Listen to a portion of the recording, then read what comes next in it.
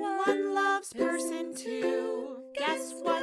Shenanigans ensue. Person one hates person two. Guess what? Still shenanigans ensue. Person one fake dates person two. Guess what? You guessed it. Shenanigans ensue. Co-host one reports a co-host two. The name of the show? Shenanigans ensue. Yeah. Hello, I'm Jasmine. And I'm Jane, and welcome to Shenanigans Ensue. A podcast where your life is in danger. I almost love you. Each episode we'll watch a rom-com and discuss its merits as a member of the rom-com genre. We'll cover well-worn classics, hidden gems, and everything in between. We'll give you our unsolicited opinion on every trope, caper, and flim-flam the film used, or maybe abused. And of course, the shenanigans!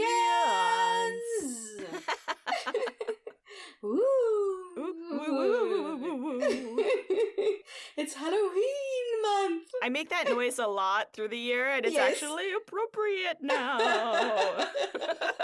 Happy Halloween, everyone! Happy Halloween! We love to do a kind of spooky adjacent film for October. Yes. And this time we're going all the way back to the 70s. We are giving you Love at First Bite. Yeah. The super punny name is all you need to know tonally. Yep. Because, my goodness. And in case you're wondering, because yes, many a terrible monster could bite you, we're specifically going with vampires this time.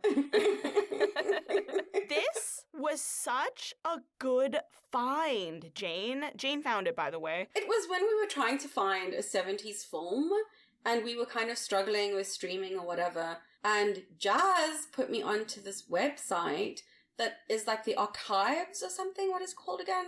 Oh, yeah, like an internet archive thing. I don't know. They just have old movies and old stuff that you can watch for free. It's a great resource. And one of those movies you can watch for free is this one.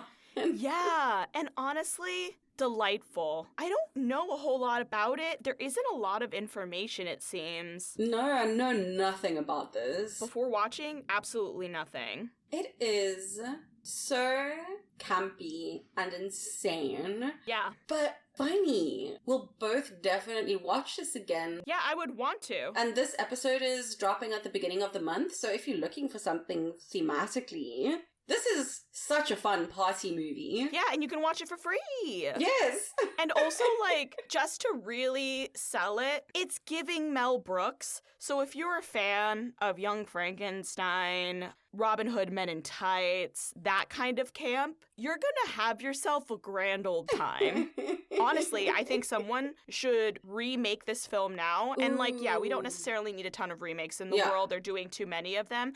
But I do think that this is one of the rare few that would benefit from a few jokes getting updated. I agree. There's so much there that is still relevant, that's still fun. Yeah. And a modernization of it really could work. Like, it lends itself to it. It really does. Like, if it came out in the aughts, you don't need to do a remake right now. No. But 1979, it's been a good amount of time. Yeah. I will say, they did a pretty good job with the jokes in this, that none of them are, like, insanely offensive. Yeah. At least not outright. They do this weird, like, classist thing that's very black and white, but that's also not necessarily untrue of the time period. Yeah, but like you said, it's also not necessarily unfair representation of things at the time. At least the separation. The way they kind of make the 125th Street crowd caricatures is a little too much. Yeah. Which is why I think it could get an update. Yeah, absolutely. If they updated that and took that bit out, the rest of the film really, really works. Truly. Haven't gotten all into that yet. Let's hit that plot synopsis. Yeah. After being kicked out of his mansion in Transylvania, Dracula, yes, that one, decides to start a new life in the United States. There, he hopes to meet and woo the famous and beautiful Cindy. Shenanigans ensue! Oh, gosh. From the very start of the movie. Okay, the opening sequence Comes in hot. So funny. Tonally, we're in Transylvania. We're in some, like, basement or interior room that's really dark and spooky. All the candles and cobwebs. Yes, where they keep his, what is that called? Not sarcophagus. Coffin. Coffin, thank you. I just did The Mummy and I can't remember words. Sarcophagus. I love that. That's so funny. So, they literally are in this interior room with his coffin and it's all spooky. Then the fog that they have pumping into this room is aggressive. And the wolves howling outside budget is out of this world. I kind of lost it with how loud the wolves are. And he's like just playing the piano while all of this is going on. Yep. It's so absurd. It's just a really perfect intro. It gives you everything you need to know immediately that this is going to be a campy film. And I know that's not for everyone, but it is definitely for me. And for me. Good. We can't stress enough how hot this opening sequence comes in. It goes distractingly hard. Yup.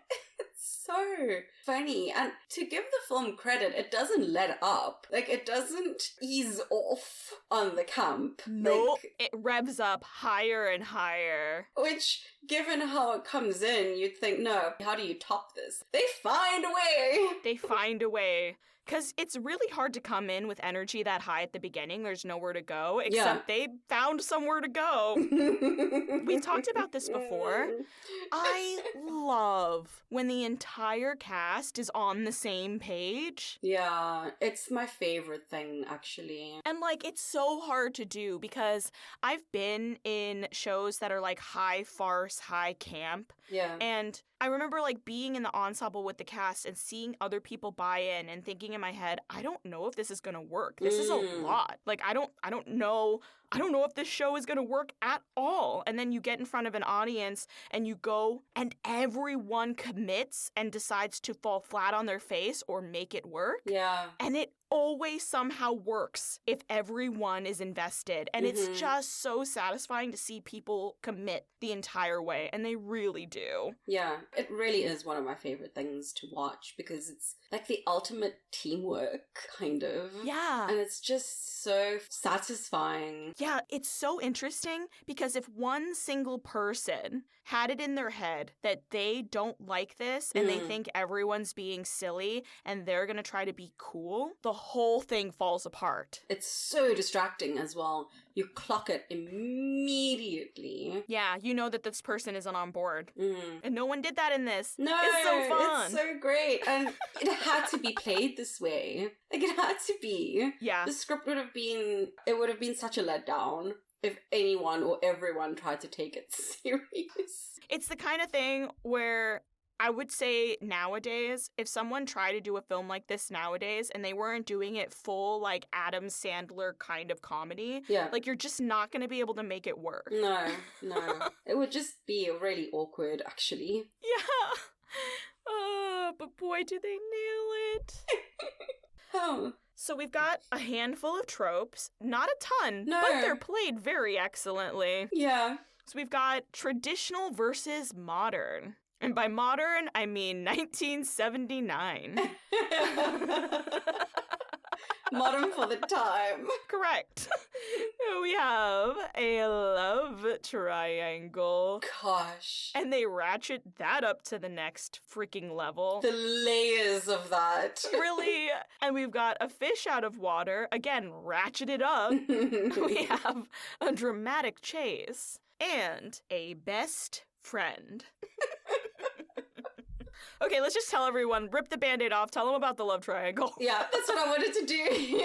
Okay, great. You hear me, like, holding my breath. I wanted to talk about this love triangle. People of the podcast, this love triangle is insanity. Yep. First of all, the men in competition for Cindy's love and affection. One, we have the Prince of Darkness. Count Dracula, sorry, not the Prince of Darkness. That's the devil, right? I think so, but I like the Prince of Darkness way better. Count Dracula. And then we have a psychiatrist who is also a descendant of Van Helsing. I can't. Please. And also, sorry, not just a psychiatrist, her psychiatrist, who she is sleeping with and not paying. No. Yes. Terrible. Why? Someone call the medical board. Yes. Revoke his license. Stop. Hurry. There's so much wrong with this. So we have Dracula who declares his love for her upon meeting her. Like, he's just obsessed with her from the magazines, and he just, like, stalks her. He has this whole little backstory where he believes yes. that she is the reincarnation of his former love Yes. from, like, the 1500s. I don't remember the dates. Renfield remembers all of the dates, though. Oh, It's very funny. Renfield knows everything. So he's coming in so hard and so hot. And then we have the psychiatrist who they've been seeing each other for a good amount of time. And the running bit, which is what we opened with, is, I almost love you. Like, he says that throughout. Over and over. When he's trying to convince her to not have a relationship with Dracula. Except he did the same thing as the bacon in Picture Perfect. Yes. Which is, I don't actually want you unless someone else is pursuing you and now I want you. Like, that's what it took him to wake up. Yeah, which is just, no. And also, you're still her doctor. Yes, still terrible. Still very ethically questionable. Fraught. Not even questionable, just wrong. Just straight up wrong. And so, because of the history between the families and also the competition for Cindy's heart, the two of them get into these pissing matches, which are so ridiculous and funny. They get more and more insane. And to the film's credit, they institutionalize him over it. So yeah, we're addressing the issues.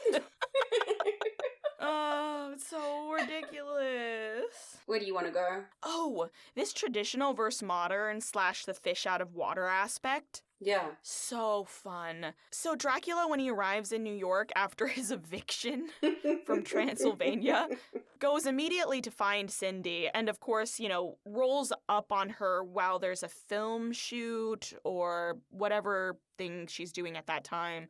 And he finds her. She gets freaked out. He has to go find her again later. And immediately, the later is at a disco. Underground. People, we have a full-blown underground. Password needing. I'm talking disco lights. I'm talking Saturday Night Fever disco. Yeah. Oh, God, there's a whole dance number thing. It's so good. Because she propositions him for sex. Yeah. After he makes, like, this declaration. Because it's the 70s, baby. Yeah. Free love. And then he takes her to the dance floor and they dance together. And it's not like nowadays we're looking at 15 to 20 seconds, they edit the song, or maybe they start towards the end. Yeah. No, we got like a full-blown dance number. Full on choreo, everything. The dance floor stops like people are watching. Again, how this lends itself so well to be modernized and updated. I'm kind of obsessed with the fact that they go back to her apartment and she undrags. Like, she gets out of her drag. Yes. And she's like, this is the real me. I loved that. Please take out the hair extensions. Unclip all of that. Yeah. Like, get messy. Yeah. Like, get to see the real her. Yes. And it's a mess. Yeah. I love her. She's a mess. But it's so fun. She's so chaotic. Because he's like trying to do this super serious wooing of her thing and the flower and the gazing out onto the cityscape. Mm-hmm. And she's checking if there's anything in the fridge. Yeah. One of my favorite quotes is like, she walks in, the apartment's a mess, and she goes, oh, sorry, I hate housework. It killed my mother. Yes. Woohoo! It's fantastic. Ooh, a little 50s reference. I love this. Yeah. Ooh. This is like unrelated and kind of more of a shenanigans, Okay. but I love that we're so far back that when she goes to put on music to set the mood, it's a record player. It's not even a cassette. I love it. It's so great. Oh my God, I forgot too. Yeah. She goes to open the fridge to see if he wants a glass of like wine or whatever. And the cat is in the fridge. Like she lost her cat 2 days ago. She's like, that's where you went? I'm like, Girl. how often are you not opening your fridge? Are you not home? How is your cat not dead? Yes, that too. Frozen to death. How did your cat not get pneumonia? Oh my God. Because it's a little kitten, isn't it? It's a small cat. Yeah. Oh, poor baby. Oh my gosh, absolutely unhinged. I love her. Mm-mm. Beautiful, beautiful mess she is. Let's go. She is such a mess. I love it Yeah. for her. And she just rolls with everything, right? Like with Vlad, when she comes out with the champagne or whatever it is, and he's like, I don't drink. She obviously thinks he means alcohol, but he means everything except blood. And she's like, oh, don't worry, we'll sort you out. We'll do like salsa with a twist or whatever. You know, like she just rolls with it. She offers him weed. Oh, yes. She's here for it.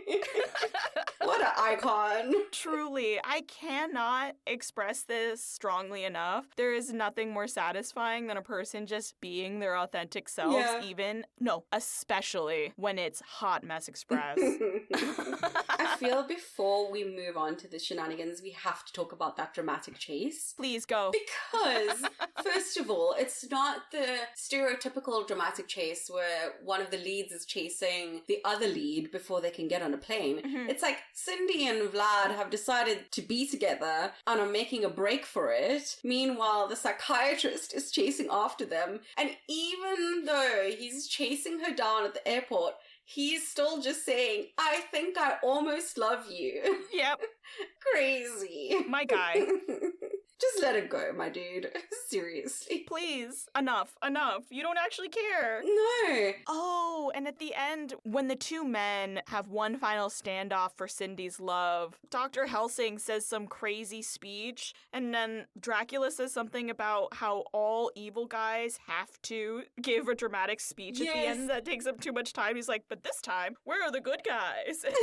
Just the absolute subversion of so many things is so funny. Yeah. And just being so ridiculously self-aware while subverting expectations Yep. is hilarious. So fun. And with the getaway chase, Renfield has gotten a hearse for the getaway. And Dracula says something like, oh, excellent job, Renfield. It's a getaway car / mobile home. These are the kind of jokes you have to look forward to, and I really cannot stress enough how much I love that. Yeah, but the whole thing is so funny because it goes back to what we were talking about in the beginning, everyone committing. That cabbie who has having his taxi taken over and these two lovebirds and the taxi's like going through the park and flying over benches. Like he is committing, like he is in it to win it. Like it's so great. It's so much fun. We've just been introduced to this character and they're in this little journey together, you know? Yep, it's so good. Hilarious. I love that, like, what was it exactly? They don't actually get on the airplane. They just Yeah, turn into bats pretty and start much. huffing it across the Atlantic Ocean, I guess. All I could think at the end was that you're not going to get anywhere No. before sunrise. You're just going to die out on that ocean? I was like, how is this the plan? Because I think they didn't get on the plane because the sun was going to rise, so it was better to be bats or like whatever. So they decided to fly instead? It doesn't count in bat form. That's fine. Maybe. I'll buy it. Okay, sure. We'll go with that. Fine. Fixed it, I guess. And then the psychiatrist is just so okay with taking Vlad's cape and leaving. Yep. And the detective is like, can I borrow this for my anniversary? The wife will love it. So good. Oh, so funny. Oh, right. That was at the last lines. I forgot. Oh, I'm not going to spoil it. People should just watch and enjoy it. Yep. Immortality as they hoof it as bats over the ocean. There's a couple really great lines at the end, too. There's just so Yes. many good quotes in the film. It's such chaos, and I love it. Yep. Okay, well, I guess it's time for... The shenanigans! Shenanigans! So many. Going right back to the beginning with Let's this go. opening sequence. We spoke about the howling and the piano playing, and it's all very extra. And then Vlad shouts as well, "Children of the night, shut up!" Stop howling. It is unhinged. Just like, great, that's how you pay that off, because you've introduced such a heightened thing. And, like, when I tell you that they were using these sound effects and, like, the budget must have been insane, I also have to emphasize they just repeated the same howling sound effect over and over again and then layered maybe a couple more in there, but it was just like, oh, oh, oh, oh, oh, oh, oh, oh. It was the same noise over and over. It was just so dumb and fun. The fact that Dracula lives in some world where now in Transylvania, I guess, what was the point that they tried to make? That the whole country is going, like, socialist? Yes, I think that's what they were saying. So they were like, we're going to repurpose your entire mansion into flats or whatever it is. And so they evict him entirely. And just the townsfolk outside with their pitchforks and torches by night, the young woman he talks to out there, all this other weird stuff that they do. The whole scene is incredibly bizarre, but also just so funny. What was so funny to me was that the mob randomly had a violinist. Yeah. Why? Are you showing up to this pitchfork and charge thing with the violin? I don't know. And then they immediately go into the next set of incredible physical gags and prop work. They get to New York, and of course he's been put in a casket and put into the holding of the plane, because daytime, and Renfeld goes to fetch him, and fetches the wrong casket. Yeah, that was amazing. I love a switcheroo. It doesn't have a tremendous payoff, but man, what a joke. And, like, we follow this other family who's, I don't know, this wife is there, it's her husband in the other casket, and so she goes to get the casket that actually contains Dracula, and is like, oh, my husband, I can't open it though. Terrible safari death. The excuse is so stupid. That's why we can't open it or do an open casket funeral. Brings him to some, like, insane, over-the-top, Southern Baptist type church funeral. And the guy giving the funeral sermon is going full-blown black church experience. And as he's giving his, like, incredible sermon and everything gets really... I wrote it down. Oh, you did write it down, please. Yes. I didn't write it down. So he's saying, once you is gone, and nowhere, no how is someone gonna bring you back. And then he pops out. Good evening.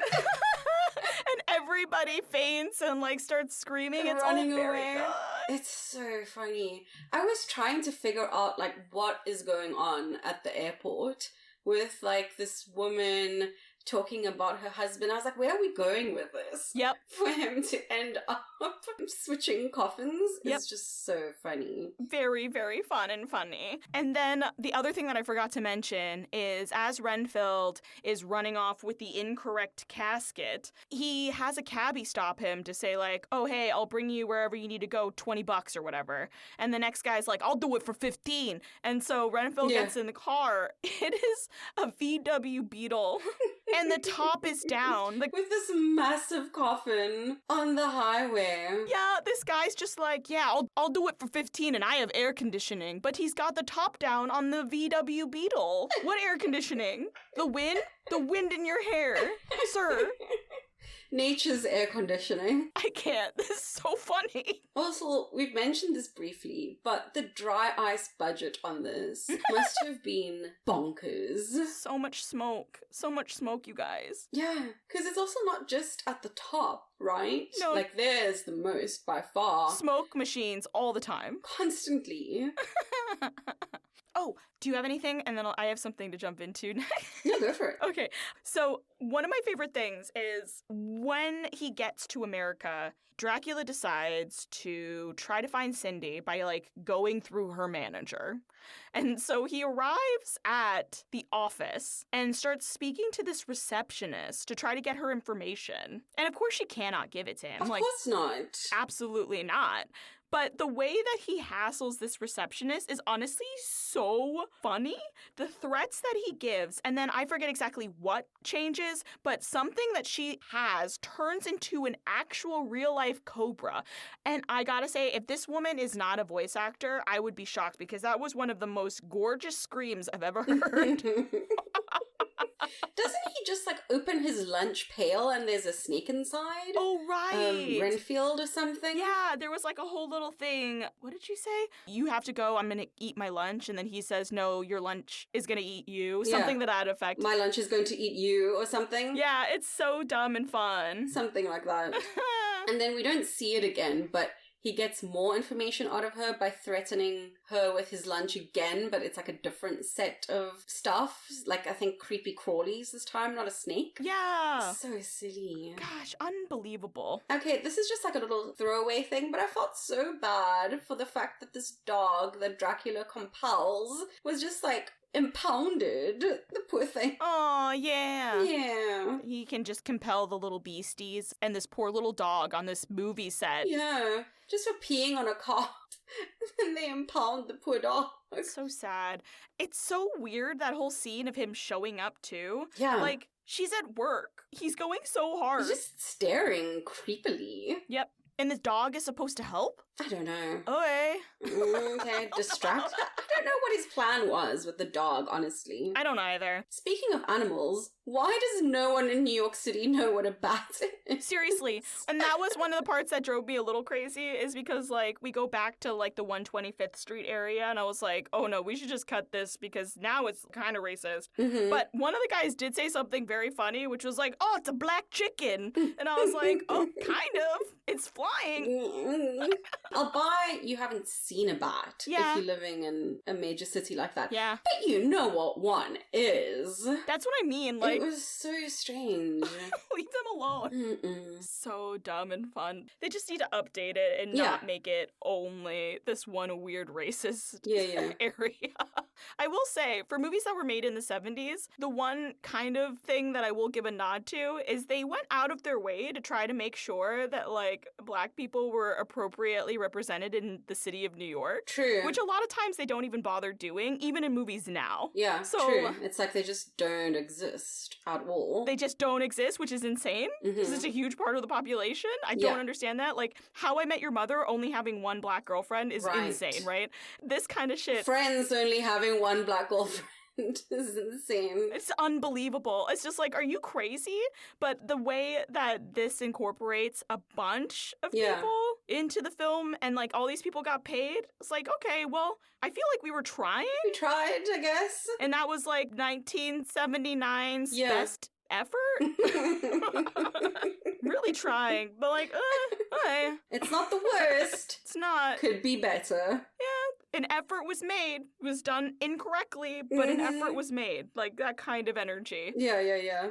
Can we talk about Cindy and how, much like Bella Swan, she kind of just goes with the fact that he's a vampire? Oh, We yeah. don't even have this big confrontation.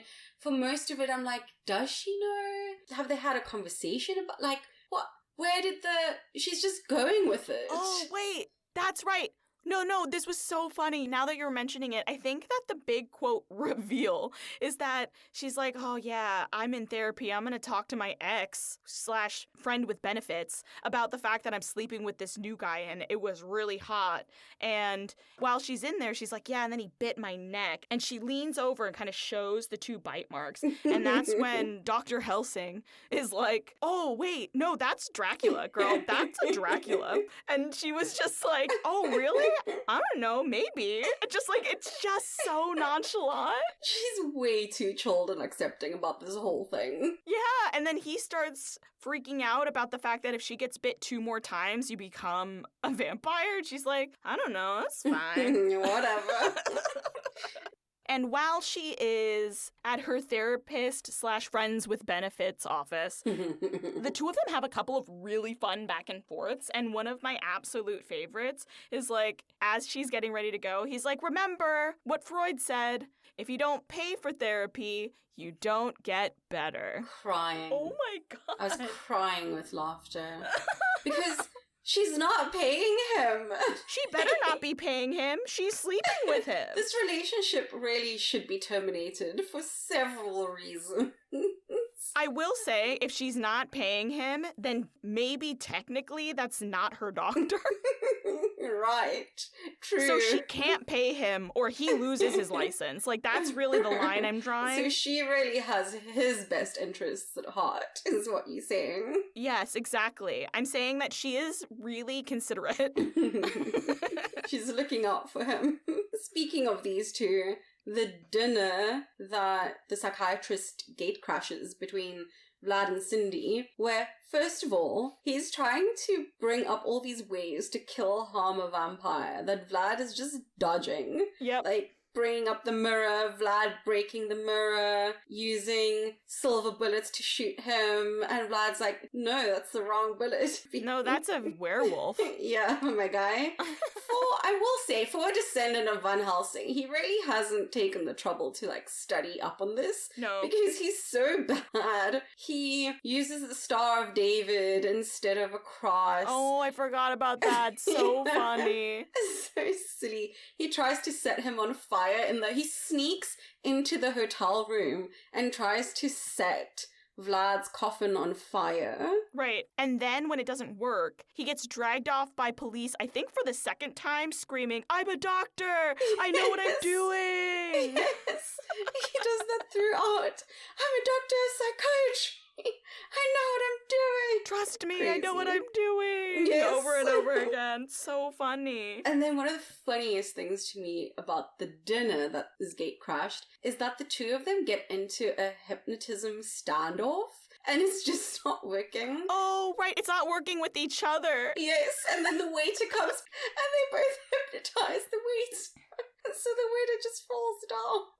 So good. Oh, it's so ridiculous. And there's some good quotes in there too. He says to Cindy, I can give you eternal life. And she's like, what are you, a prudential insurance salesman? Good shit. Really great one-off jokes. Great lines. Yeah, so much. We then also have the robbing of the blood bank. Oh, which I love is that. Just so ridiculous and fun. And correct. Like, he needs blood. I love that he's not, like, sourcing it from people. He's like, no, I'll just go to the blood bank. This is easiest. Sip it like a juice box. It's like a store. Not as messy and problematic as, like, trying to attack people in their homes or whatever. So good. Well, unless you have anything else. Oh, yeah. And one of the other things that I really loved is, so when poor Dr. Helsing is institutionalized, Cindy actually goes to visit him to try to, like, make things better. This poor guy's, like, spinning out. There's, like, a monologue. It's honestly very, very funny. He's like, he's a vampire. He's got to be destroyed. He's filth. He's undead. And I suspect he's better in bed with my girl than I am. Unhinged. Priorities, my guy. Yeah. What was also a very funny gag is that, is it a bunch of donuts that she brings him? She brings him a lot of some sort of confectionery. Yeah, she tries to bring him a snack. So she's just walking in with this stack of things and she's like, yeah, I didn't want the other patients to, like, come for you because they were jealous or something, so I brought enough for everyone. Like, it's just such a silly little visual gag. It is. The whole box, it's just, okay. Then we have a whole bunch of blackout shenanigans. Yeah. Leading up towards the dramatic chase. So we have the psychiatrist who's drugged Cindy. Oh, right, I forgot about pretending that. she's jet-lagged, which is so insane. And they're all stuck in a lift together, and it's like the interactions between like all these characters in the lift, and then Dracula coming down and rescuing her, and the people in the lift all knocking the psychiatrist out when they realize that he's kidnapped Cindy, Right. and the woman in the lobby stealing the payphone. The most is happening. Meanwhile, Dr. Helsing is literally just trying to get Cindy away so she doesn't get bit for the third time in turn. It's all very unhinged. Oh, ridiculous. I don't even remember where this quote went. I'm looking for somebody. Aren't we all? I don't know where that goes either. It sounds like something Renfield said. I think it was when they got to the club. Yes, maybe, with the entry. Yeah. Oh, yes, that was the password. That happened to be the password. Really? Yeah, because he was like, password? And Vlad's like, I'm looking for somebody. And he just like opens the door. Right. I love He says, it. aren't we all? And opens the door. Perfect. One more joke for the road.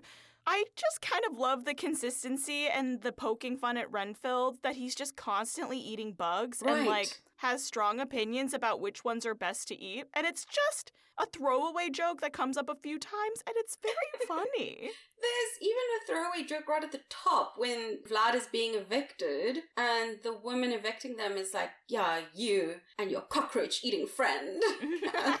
Renfield is chasing a cockroach. Yep. Live your life. Little Renfield. Go forth. I'm done now. Yes. I've done enough. I'm done. I'm done.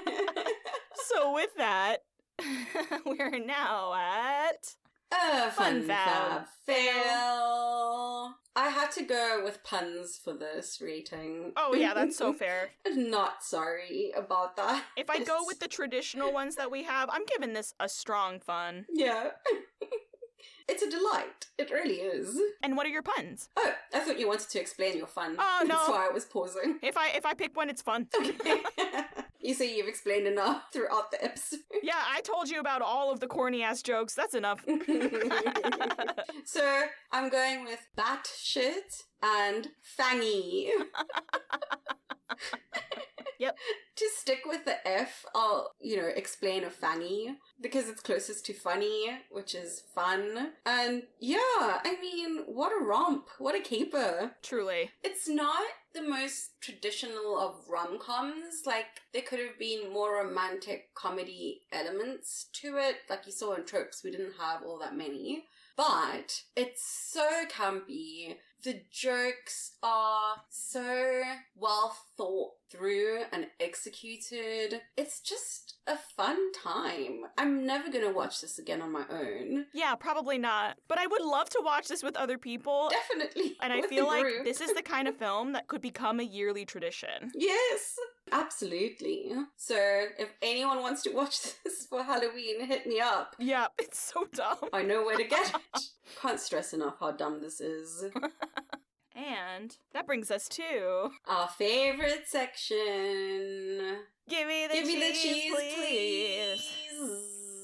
All right. Okay. I'm ready to go. Are you ready? I'm so ready. So ready. Hell yeah. Okay. 3, 2, 1. 70s Texas TV toast. dinner. Ah! These are very similar. They are. That's great. Excellent. All right. We did Princess Diaries last. I did the corn dog. Yes. I can't actually remember what I did.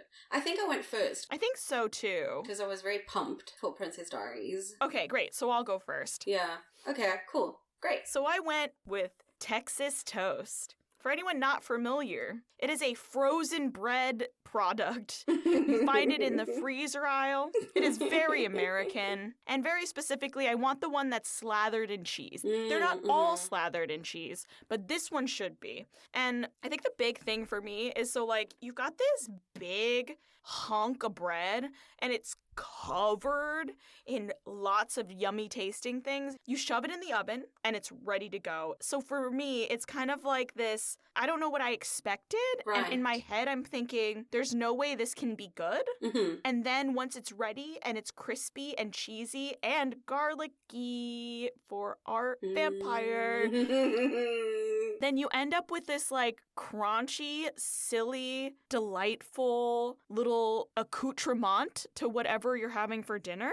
And lastly, Texas toast, again, in the freezer aisle. It'll last forever in deep freeze, much like how this movie is frozen in time. So frozen in time. And that's why this was a 5-cheese Texas toast. I love how similar ours are. That's very funny. I know. They're not individually similar, but No. as soon as you said it, I was like, oh, those are the same characteristics I went with. Yes, absolutely. So a 70s TV dinner is also in the freezer section. Yep. And specifically of the 70s. It's frozen in time. It's so iconic. And what tickles me about it is that everyone knows what a 70s TV dinner is, but nobody knows what a 70s TV dinner is because, like, what is actually in that food? Do you know what I mean? This movie, it's like, okay, everyone knows what Count Dracula is. What is this movie? Like, what is going on? Also, I feel like these often have like a mac and cheese element. Oh, yeah. In some way, shape, or form in this. Like, it's just you can't separate the two. But it's not like quite a cheese the way, like, I don't think this is quite all the way a typical rom-com. It's very nostalgic. The same way this film is just like very camp. It's so camp. It's familiar and foreign at the same time. Like, it's such an interesting experience watching this. And yes, frozen in time too. Crazy. Amazing. So funny. Well, everyone, there you have it. That was our discussion of Love at First Bite. Let us know your thoughts on the movie, any shenanigans we may have missed, or what cheese you think it is. You can follow us on Instagram at shenanigansensoupod, or you can email us at shenanigansensoupod@gmail.com. We hope you'll join us next time, and until then, how can you think of yourself as nothing when I love you? Bye! Bless this mess. Yes, I will say with this, they committed to the vampire stuff, none of this sparkling bullshit. And they committed to the disco stuff. That is my favorite part about this film. Yes. And the disco outro. What a delight. You're playing us out with such bangers. So much fun. See you in November.